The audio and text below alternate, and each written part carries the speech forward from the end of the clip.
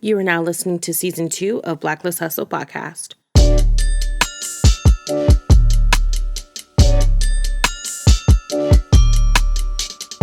What is up, Blacklist Hustle Podcast? Happy Black History Month. Happy Month of Love if you have it. And if you don't, find yourself some self-love.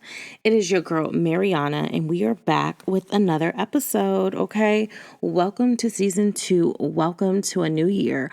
Welcome to, let's just say this is the season. This is the year of get your shit together and boss up and be you and, find something to make yourself grounded and happy and, just find something to do. Find some fucking business. Okay. Now, getting into today's episode, you guys, I am titling this Dear Minorities. Okay. I know some of y'all thought I was going to say Dear White People, but no, don't flatter yourself. No, it's not going to be no Dear White People stuff. I named it Dear Minorities just because of the fact of I'm talking from an understanding of what it is to be a minority. Because first of all, it is Black History Month. So we are going to get into this topic. I'm trying to tell you guys, I'm trying to mix what it is to be a minority and what it is growing up, how we're seeing love and how we are shown love in marriage and relationships. Okay. That is the purpose of today's episode, is giving you guys a history or a background or understanding of what it is for a minority to combat with love. Okay. And what it is and what it represents and what it means to us. And this is all coming from my perspective and the things that I have seen. Okay. So I'm not speaking for every minority out there, but I am definitely speaking to somebody. I know somebody can connect with something that I am saying on whatever it is. Okay. So let's go ahead. I'm going to give you guys a quick update about me. Like I said, we are 3 episodes deep into season 2 of Let's Get Straight to It. Okay. I'm so happy about that, you guys. We are growing. The listeners are growing. The fan base is growing. I love you guys. I am so excited to, be doing this. Like I said, it is a big passion for me to be able to come on here every week and just share and vent and express myself to you guys. It's just absolutely amazing. So please make sure to subscribe to the podcast, share it with friends and family. Make sure to subscribe to the YouTube channel because I'm going to post more content and I'm just going to be coming with bangers for you guys because I just feel like you guys deserve it. You guys are the reason why I am here today. So also, Netflix suggestion. I have been watching Dear White People now. Okay. I've watched the movie. Now they have a TV series on Netflix. So I definitely suggest you check it out. It's actually kind of goes along with everything that was kind of going in 2020. So if you definitely want something to binge watch, I promise you Dear White People will be very, very good for you to kind of get into, look at, whatever the situation may be. So let's get into our What's Tea segment. All right, y'all, because we got some fucking tea. Some shit's been going down and it's been 2020 for only a month. Okay. So the first thing for What's Tea is T.I. and Tiny. All right. They're being accused of rape and sex trafficking. Now, I don't want to believe this. One, because why are we bashing on Black love? Why are we bashing on a Black couple? Why are we bashing on Black people? But let me just say it. I don't want to believe it's true just because they are parents.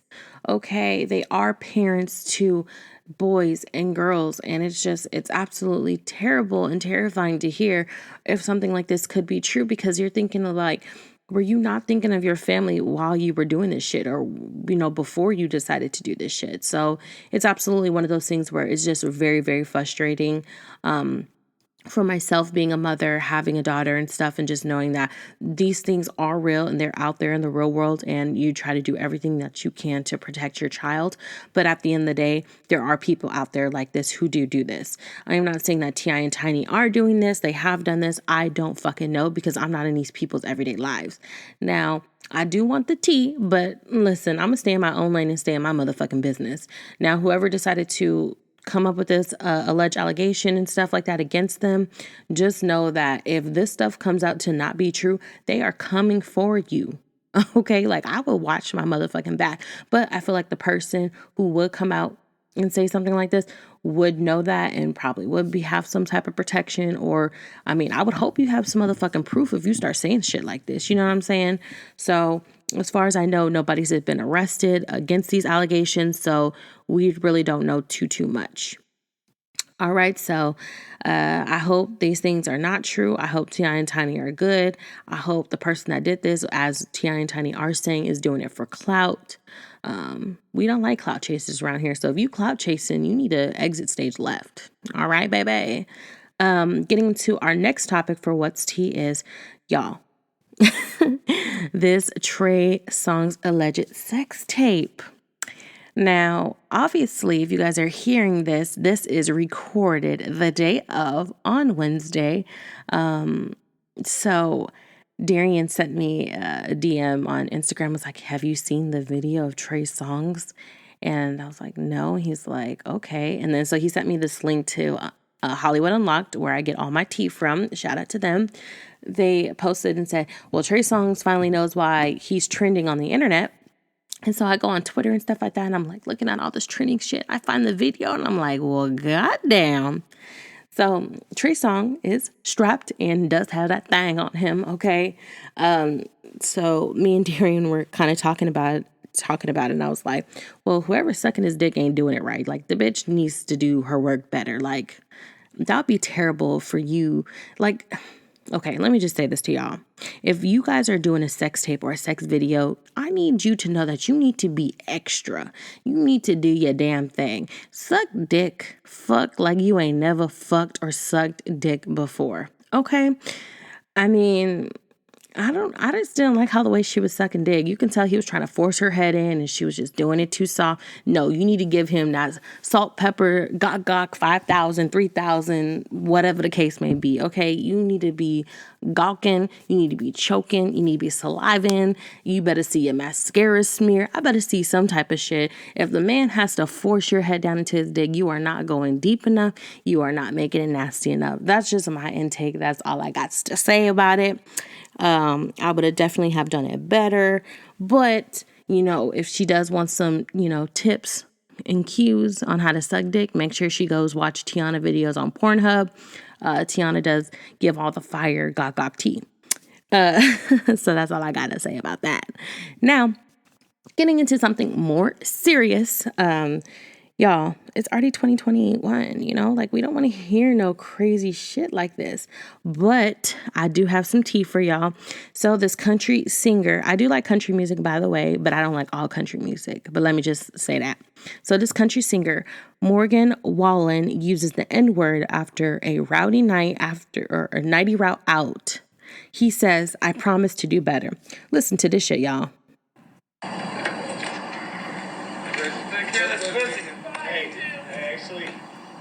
Hey, take care of this pussy ass motherfucker. Oh. Hey, Gracie, take care of this pussy ass. And you are under the influence of any type of drug or alcohol, let me tell you, you are showing your ass. You are showing your true colors and who you are and how you feel. Now, you just could have said, take care of this pussy ass bitch. Now you're saying nigger. So now it's like, a lot of black people and a lot of people are saying, one, you already know this motherfucker's a Trump supporter. Let me just start there. Two, now we're already saying, okay, this man is out of office. This man do not exist. So all y'all out there who are racist and showing y'all ass and doing shit like this, get the fuck back in the closet and mind your goddamn business. Okay? Feel some type of way in your own goddamn skin, in your own damn house. Feel some type of way there. Don't be showing your ass no more. Yes, racism is real. Yes, we know it is out there. Yes, we do have situations where we have a Karen or we have a motherfucker like this who is going to slip and say shit and do shit. But understand this. If it wasn't for a badge that a police officer has on him, we are not scared of anybody. We will beat your ass. We will come for you. We will find you. That's what I'm saying. Like, people are real bold when they think they're protected behind this privilege that they have, or behind a badge that is a shield for them, who is in law enforcement, who gets down with people who are racist and lets people slide and all this other shit. You know what I'm saying? So just understand, if it wasn't your white privilege or the badge that is protecting you, motherfuckers would be coming at you real hard, and you'll be looking like a bitch. You'll be looking like the pussy ass nigga. You understand what I'm saying? So that's all I got to say for that. Let's go ahead and get into today's episode. For today's episode, as I said, you guys, I did title it as Dear Minorities, not Dear White People, but like I said, definitely go check out Netflix. I've been watching Dear White People. I've watched the movie. This is the series. It's actually really, really good. Very educational, informational, and funny. It definitely has some funny things in there. So please definitely go watch it and take a look if you want a good laugh. But today's episode is basically just my experience of what it is to be a minority, a double minority, because not only am I Black, I am Mexican. But at the end of the day, I am Black. I am a double minority. And I was just trying to give you guys a perspective of what it is and how we view and see love as a minority and growing up in this time and day and age and stuff like that. So, and how it conditioned me as a young adult, as a young woman, of what I want in life, what I want in a man, what I want in love, what I would want in a marriage, and what I would want to show my daughter, in a sense. So definitely stick around for today's episode.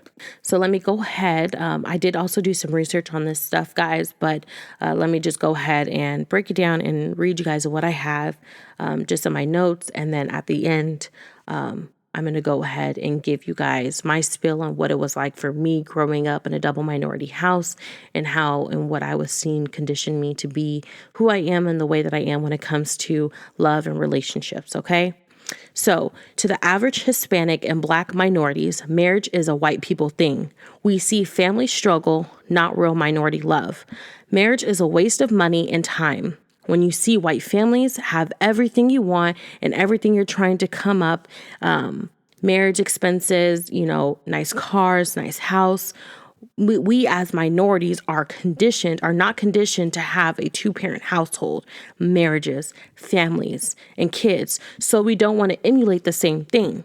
Hence, there comes, you need to marry rich. You need to have a sugar daddy. And then, side note, here comes a stigma of as society, let's make sure we look a certain way. Let's make sure we act a certain way. We dress a certain way to attract these kind of men who are going to want to spend money, or who are want to marry and bag a trophy wife.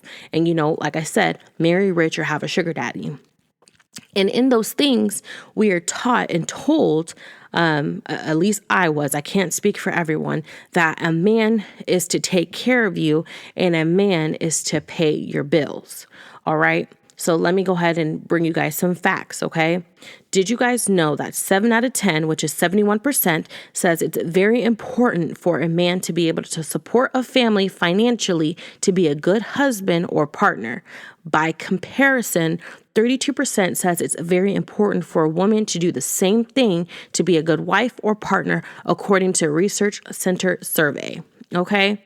Now let's talk about that a little bit. I feel like in your relationship and what you have, whatever works for you guys works for you guys. Growing up, my dad took care of the main bill, which was the mortgage, and my mom paid the utilities. When I lived with my daughter's father, he paid for everything and all the bills, and I didn't have to pay for anything. When I did have a job, I paid for my bills. Everything else was still paid for by him. Trips, food, living, all of that. I think my only bills were my car insurance, which was $100. So, and that was that. Now, when it comes to my relationship that I am in right now, everything is 50-50, and that's what works for us. And that's what we strongly believe. Now, growing up, I did see a family to where bills were 50-50 on my Black side, my grandma and grandpa, and on my Hispanic side, my Mexican side, my nana and tata paid for everything. My nana just had to cook, clean, do the dishes, watch the kids, watch the grandkids, and she got an allowance or she got money anytime that she wanted, got to spend it. He paid for everything. She didn't have to work or had nothing to worry about. And, hearing my Nana growing up, she did say that she came from a very, very poor family. So she was very happy to be able to have the lifestyle that she does have. So with that being said, that's just like a little bit of a background, a little bit of information on the different ways that a household can be split up in different situations that I have seen in my personal life of how a household was split up on who was better or how things were kind of, I guess, divided between a man and a woman. So whatever works for you, works for you. Now, also, with this being said, there's a thing called white privileged. Now, I feel like when it comes to the way a white person grows up, yes, not all white people are fortunate, but they still have this white privilege, one, because their skin tone. But when it comes to, I guess, me growing up, white people do have a lot. They have a love. They have a house and a home, and they're shown love differently. White people, white families love to do the kissing and holding the hands and the public display of affection and the dinners with their kids and more things with their kids and being more affectionate and passionate and involved with their kids.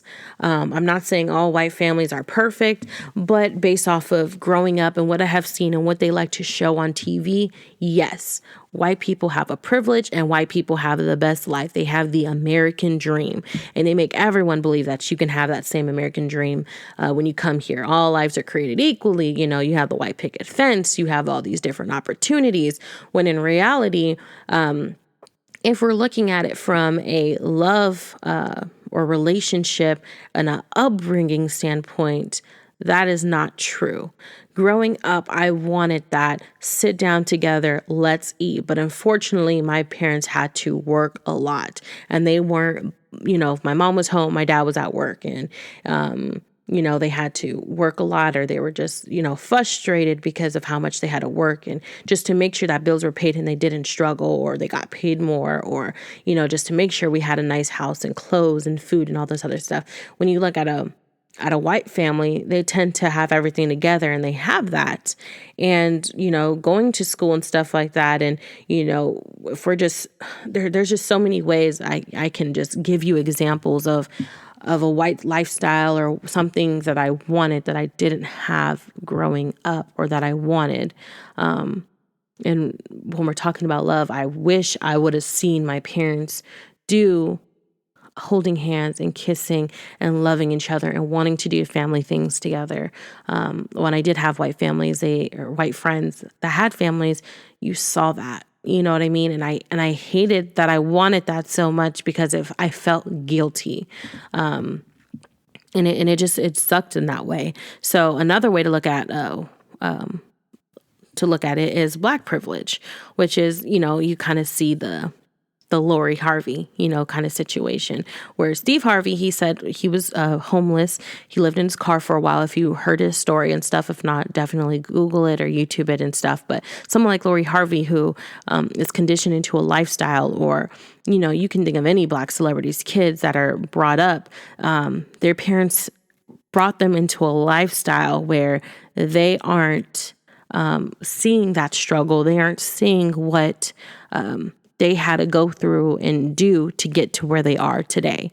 Hence, like I said, a Lori Harvey, or for an example, T.I. and Tiny's kids and LeBron James' kids, they're brought into this lifestyle. So them as Black parents want them to always give back or go back to the community or show them, this is what I had to go through. This is real life. This is the real struggle. This is what life was like for me. And this is what I don't want you to have or don't want you to see.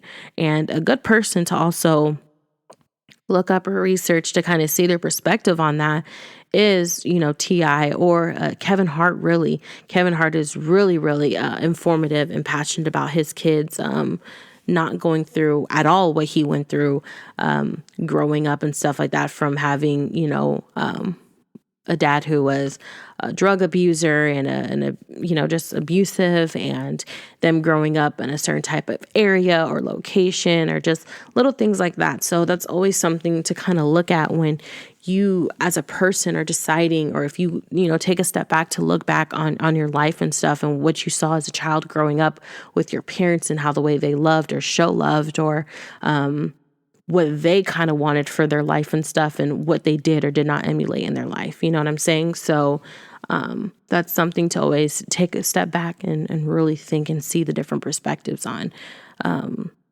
Because it's absolutely amazing. I can definitely say, like I said, seeing my parents not show any type of love or affection towards each other, I wouldn't say I have daddy issues, but I definitely want a partner who shows me that love and that attention and that affection in person, and also, behind closed doors. Us not eating dinner together made me want to have a family that sat down and ate together, have a house together, do family things. We didn't really do too many family things. We didn't have big family gatherings. I can only remember one memory of having a family gathering together. Excuse me. And even then it was still drama or some shit that happened or popped off. And, so growing up, I always wanted, something like that growing up. I always wanted that household, that family type of setting, gather for holidays and stuff like that, have everyone in the same room and have that love and show love and express love and stuff like that. So definitely take a step back and just think about your childhood and how it's changed you to view men or view what you want in a relationship or how you want your life. That's basically what today's episode is really meaning to do. Moving on. So to me, this is what I strongly believe. This is not necessarily, this is for all men, but this is strictly how I really think Black men are. But this is really for all men. Please, all men. Men are trained to look at physical. They are victims of look and shape of a woman. Okay. Men marry a girl or a woman that looks like a wife, but does not hold wife qualities. Okay. Let me repeat that. Men will marry a woman that looks like a wife, but does not hold wife qualities. Hence, going back to what I previously said, men are trained to look at physical. They are victims of look and shape. They want a trophy wife that has zero type of wifey qualities. Okay. Now, women, we marry men with money and think that we married a husband of our dreams. But really, they are a man that does not have any soul or passion of the man that we want. Now, women, when we marry a man that we think that is a man of our dreams, then we end up resenting him later on because of the things that he could not provide. Not having money, not being able to provide a specific type of household or a specific type of lifestyle. We end up resenting that man. And when we end up resenting him, then this is the statistic that came out of that. Women should consider part-time relationships. This is what I'm saying. Women should consider part-time relationships or not getting married at all. Now, this is why I say that.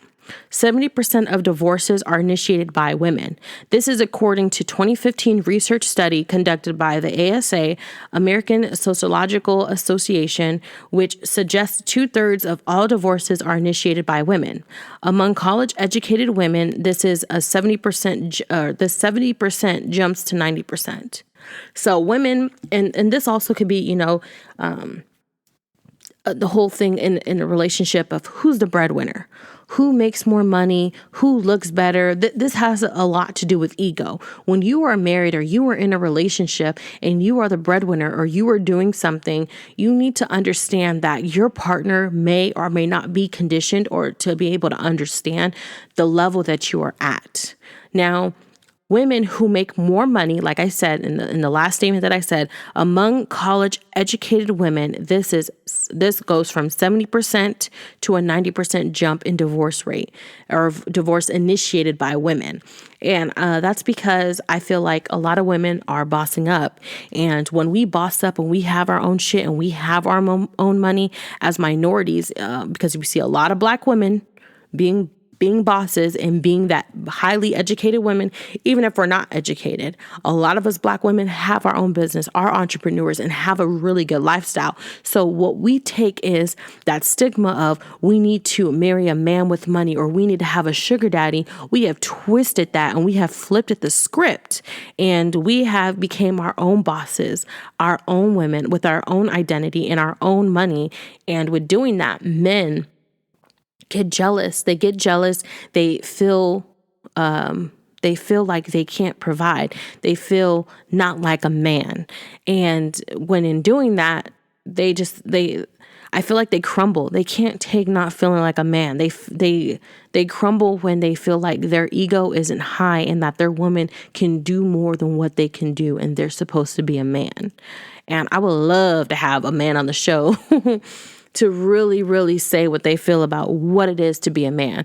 I can ask Darian, I can ask his friend, I can ask Jason, who's also been on the show and stuff like that. But I really want to understand, and I would love to have multiple different races of men to come on the show too, and also say what it is to them to be a man. Not only just a man, but a man in their race too.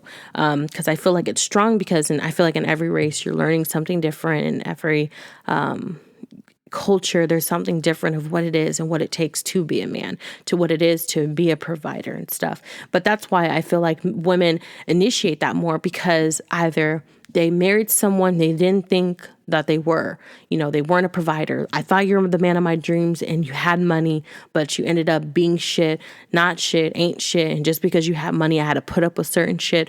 Or I made too much money. I'm the breadwinner. So therefore you ain't shit. You're not doing shit with yourself. You're not trying to level up and move up, and you can't handle it. You can't handle the life that I have or that I want to live, or the attention that I'm getting, or what I'm bringing in or what I'm bringing to the table. So therefore you and I are no longer a companionship. No, you and I can no longer work together and move together.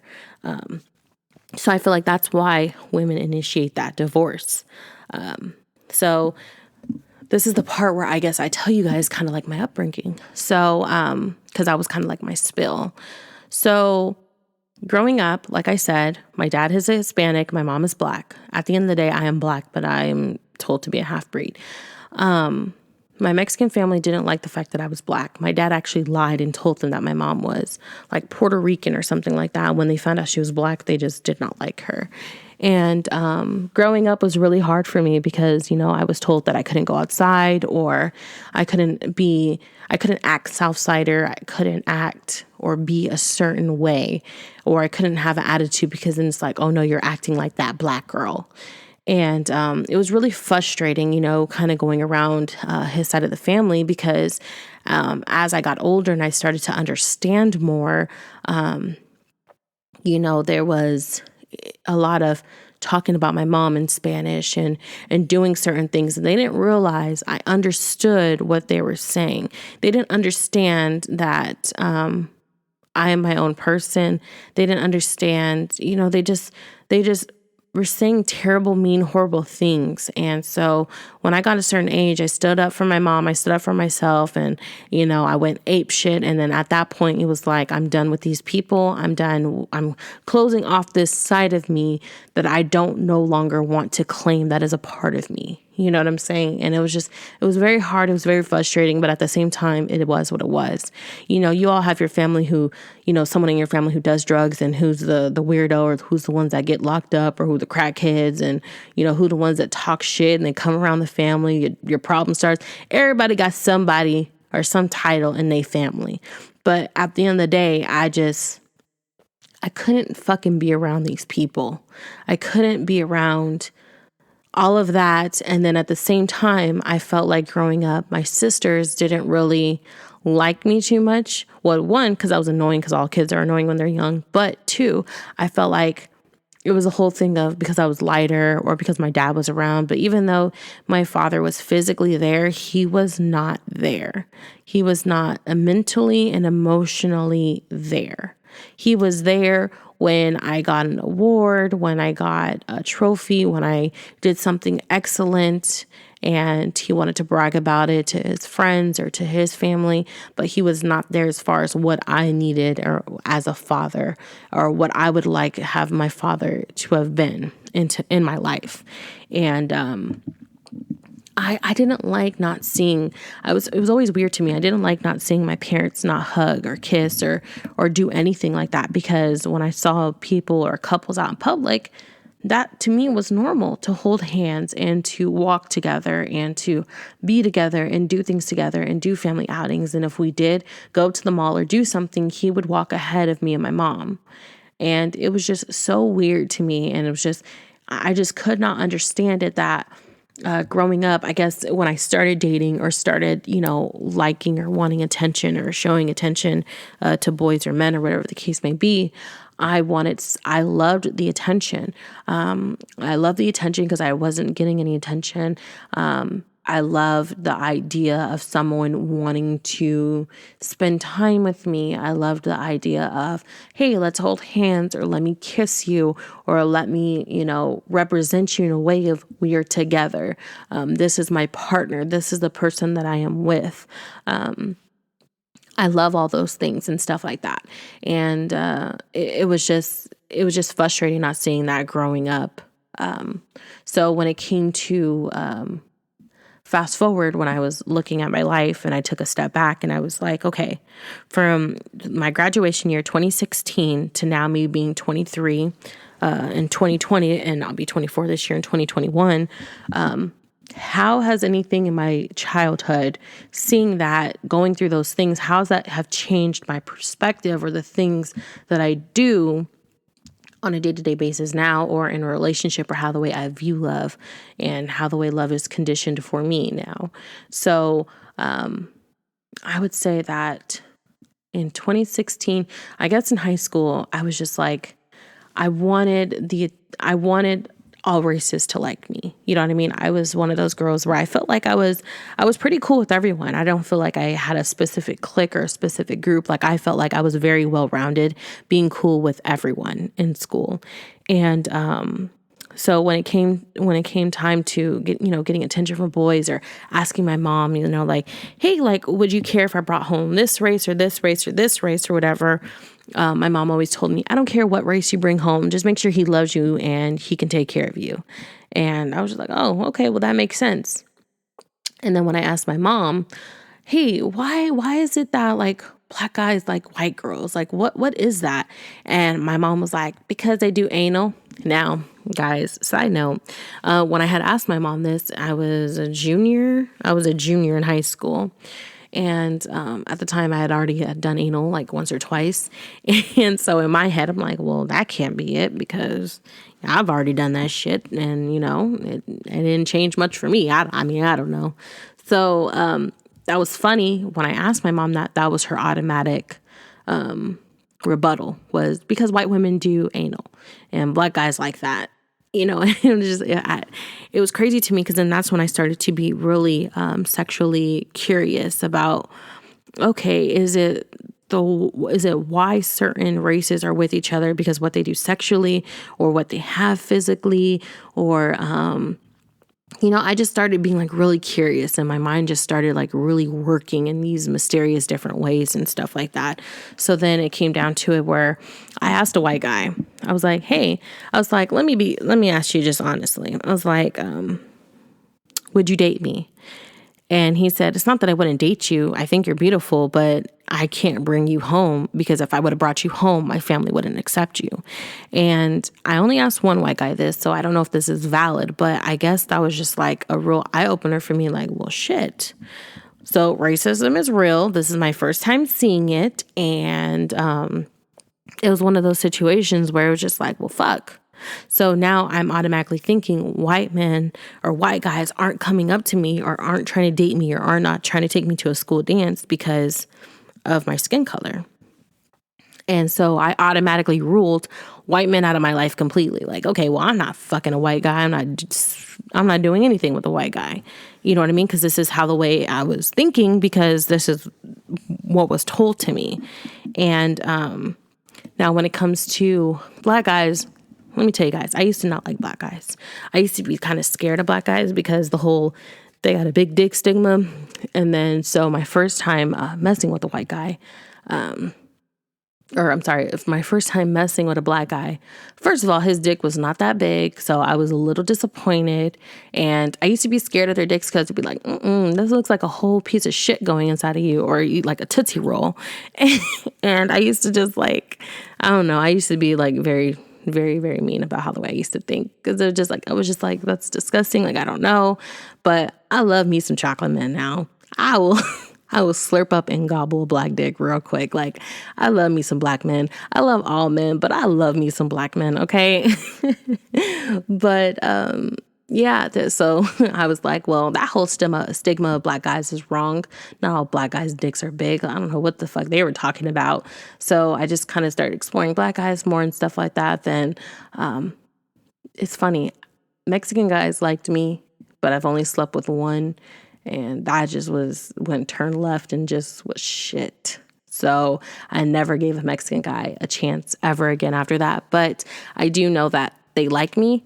So I guess that's cool and nice to know. But I don't know, guys. Like, it was just really hard because I was kind of going through this phase where I was kind of trying to look and check out every race to see, okay, how do you see me? How do you view me? Would you ever take me home? Could you ever be in a relationship? Could you ever love me? Could you ever fuck me type shit?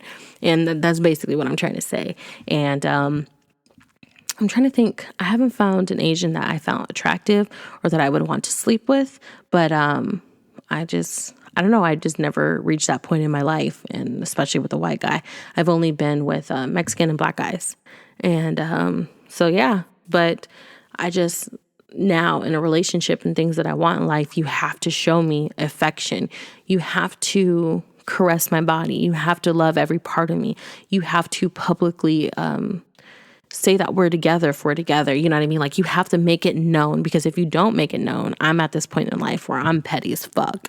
So if we're not known that we're together, then in my head, we're single, even though in your head we're together, but you're not publicly showing it. So therefore, a bitch is going to be a bitch. And I promise you, I'm Queen Petty and I'm with the shits. So I will make you have like hurt feelings like real fast. Your feelings will be hurt. So don't try me. Like, I'm that type of shit. And it's toxic, and I know it, and I'm willing to admit it that it's toxic. But at the end of the day, like, it is what it is what it is, like, period. But yeah, like, I just, man.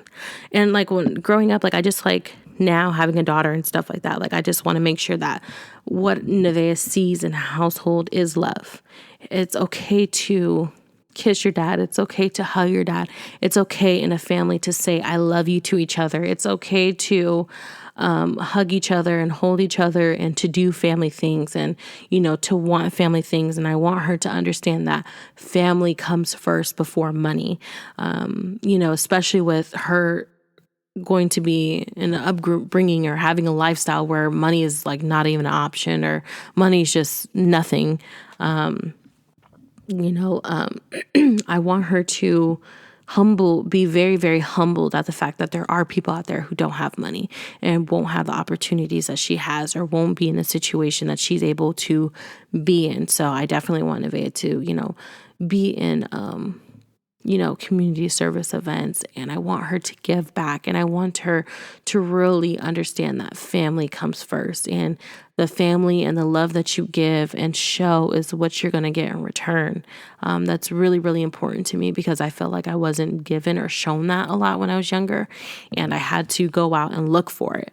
And I had to look for it more by being very heavily curious and having to either entertain a lot of people or kind of get fucked over on my ideal of love and accepting certain shit that I shouldn't have accepted and stuff like that. So I just feel like that's like really, really, really important when it comes to if you have a child, or if you're planning on getting married, or if you're not getting married. Like, understand what it is that you want from a person and how you really view love and what love is to you, and how you're going to show another person that. If you're not going to give your all in showing a person love, then what are you doing with another person if it's not established that it's only sexual? You know what I'm saying? And if you are in a situation where it's only sexual, make sure that your energy is pure, but it's just sexual energy. I'm a big person on energy, and I feel like when a person has sex with another person, you guys are transferring energy of how the way you guys feel about each other. And so just make sure you are on the same page with the person that you are or that you are with.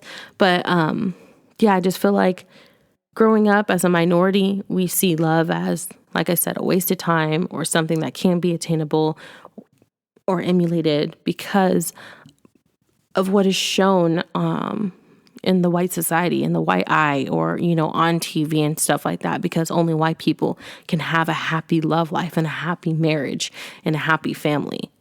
Black people are just shown to have people either with drug addiction, alcohol abuse, or money problems, split up families, a dad that's absent, or a mom that's a crackhead or selling herself to be able to provide for her family. I mean, the list kind of can go on, but that's just a lot of what is shown on TV and stuff. And so I feel like that has changed our minds a lot as young millennials on how we view love and marriage and what we do not want in marriage and stuff, or guys thinking women ain't shit and girls thinking niggas ain't shit. And, it's kind of terrible. So I would definitely challenge you on this month of love and this month of Black history is to look more to what you want and what you have to offer, and if love is a thing for you or something that is not for you, and if marriage is a thing for you or not for you, because we getting fucking older, and the things that we show our youngings, not only if it's a child, but, a person in your life that is young, or someone that could be following you on social media, it's a bitch. And the things that they see is going to change their perspective and their perception of how they see this world and how they move on a day-to-day basis. So I challenge you to show them something different. I challenge you to be something different in their life. Telling a person that you love them isn't a bad thing. Telling your parent or a family member that you love them isn't a bad thing. I grew up in a household where I had to force saying, I love you, or I had to force getting I love you backs. I was a big person on, I love you and I'm going to kiss you and I'm going to hug you, but I felt like me saying I love you to my mom or my dad was, okay, what do you want? What is something that you need, or what are you trying to get at? What do you want from me? You know what I mean? It wasn't like a genuine thing until kind of like later on in life, which is terrible. So I always make sure I tell Nevaeh I love her. I always make sure I kiss her. I always make sure I hug her and I show her the utmost attention and affection, unconditional love, because she is my person. She is this world to me. She is everything to me. She is my whole entire life now, because I chose to bring her into this world. So every time, I do something, she's always my first thought. And I think that's a really good thing, because in a way I'm choosing to not be selfish, and a lot of people are selfish with the love that they show and the love that they choose to give. So definitely do not be selfish. Tell someone in your family that you love them. I challenge you to show someone different and how the way they see this world or their perspective. Okay? Let's go ahead and get into this next segment, which is Ask a Bitch, because y'all, I love when y'all ask me questions, regardless if it's about my personal life, the podcast, or any type of topic or segment or anything like that. So please feel free to send in your questions at blacklisthustle23@gmail.com, or just go ahead and DM the Instagram or the podcast page on Instagram, and you guys will be featured on the show. So this girl, it's a girl. So this person said, "Hey, Marianna, I first want to start off by saying I love you and I love your podcast, and I'm going to continue to support you on this journey." Well, thank you, sweets. I love you. My name is Elizabeth. Hello, Elizabeth. I'm 20 years old, and I have to ask you, why are you so sexually open, and what makes you feel qualified to discuss anything you discuss on your podcast? Okay. Well, Elizabeth, I feel like being a sexually open person has really opened my heart and my mind to different things that are out there, regardless if I try them or I talk about them. I feel like people kind of respect you more with being honest and being open. I felt like the more open that I was with the people around me about who I am and what I do and what I am and the person that I perceive myself as, the more honest that I am with my own personal self. So me showing and talking about the things that I talk about and I show you guys, That's the real person on social media, on the podcast, and off the podcast. And by keeping things so consistent in my life, makes me an honest person. It makes me real, and it makes me have value to myself as a human being. And it helps me, know that I'm a better person, because there's a lot of things that you can kind of see on social media that people do for clout, or, that's just one way on social media, another way behind closed doors and stuff. So I feel like by me just being more sexually aware of myself has helped me, one, in my sex life, and two, more open to help others think different about their sex lives, or just, different things and conversations having with people. I feel like sex is a thing to be frowned upon and, not really openly talked about and, openly expressed. So I just feel like I can make a person, feel uncomfortable, but at the same time, I'll open their mind to different sex topics or different sex discussions, and let someone feel comfortable and let them know that, hey, it's okay for who you are and what you like and what you don't like. And by being sexually aware and by knowing that, helps you not only in, your sex journey, but, your sex life and you as an individual. You can tell someone you're educated. You're educating yourself because you know yourself better. And when it comes to other various topics and things that I talk about, like I said, I can only spit game and give a person a gem, or give you guys something to resonate with based off of my experience. I'm a very passionate person. I'm very open. I definitely feel like I'm somebody else reincarnated on this world, this earth. I definitely believe in wisdom. If I get wisdom from an elder, or if I go through something and I can give a young person or a same person my age some game because I went through it or because an elder told me some type of wisdom, I'm going to give that wisdom back. I can only give and tell you guys things based off of my experiences. And I hope that any type of experience that I have or anything that I have discussed has opened your minds and helped you and changed your perspective on how the way you think and how the way you move and how the way you kind of view others and their experiences and what they gone through and stuff like that, because you kind of don't know a person until you really know them and see their life. And I feel like by me being honest about my life and the things that I am going through and the things that has been done in my life, I feel like, one, as I said, helps you guys not judge me and helps you guys not judge others that kind of been through the same thing. And it helps you guys to stop and think and put yourself in a situation to where you don't go through the things that I have been through, because if it's been a heartbreak or been something fucked up in real life, messy, I don't want you guys to have to go through something if I can stop it or prevent it from happening or let you guys know, well, this is going to be the end story. So that's just kind of my intake on those things. So I hope I have answered your question. Thank you so much for listening to the podcast, Elizabeth. I hope you are subscribed and sharing to family and friends. I thank you so much. We're going to go ahead and get into our next topic before closing out today. It is problem-free philosophy. Now, this is where, like I said, I'm putting y'all on game, but I'm just going to tell you guys, we are programmed to fail based on seeing things we could want and are told that we cannot achieve.